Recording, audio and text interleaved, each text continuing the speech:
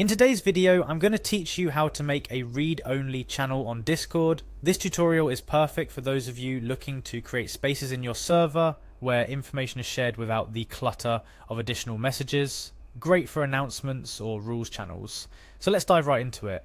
First things first, we need to get onto Discord.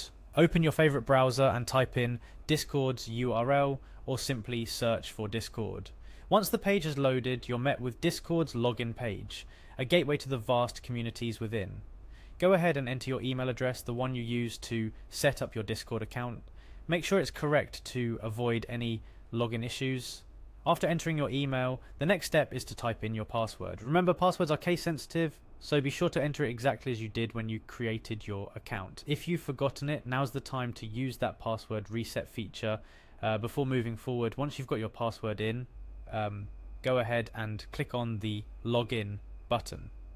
With a successful login, you'll find yourself on the Discord homepage. This is your dashboard, where you can navigate to various servers you're a part of, or jump back into direct messages with friends. Now, to the business at hand. You'll want to go to a server where you have the necessary permissions to edit channels. Navigate through your server list until you find the correct one and click to enter. Remember, you'll need to have the right administrative permissions or roles to make changes to the channels, so double check you're in the right place.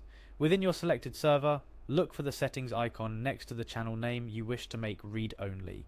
This might be an announcement channel, a rules channel, or any place you want to have information visible without the ability for others to respond directly there. Click on that settings icon to proceed.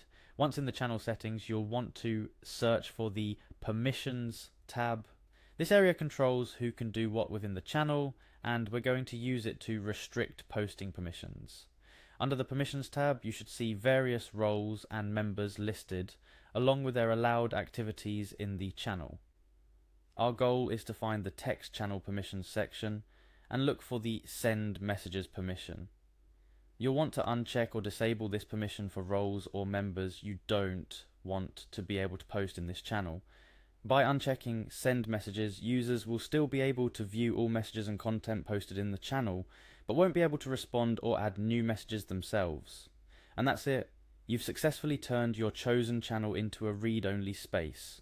This setup is ideal for controlling where discussions happen in your server and keeping important information easy to find and reference without getting buried under new messages.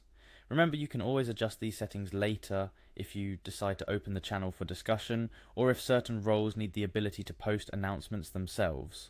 Discord provides a flexible platform for managing your community exactly how you see fit. In closing, transforming a Discord channel into a read-only space helps maintain order and clarity within your server, especially for channels dedicated to announcements, rules, or important updates. Thank you for joining me in this tutorial. Whether you're managing a large community or a small group of friends, I hope this guide helps you optimize your Discord experience. Happy server managing,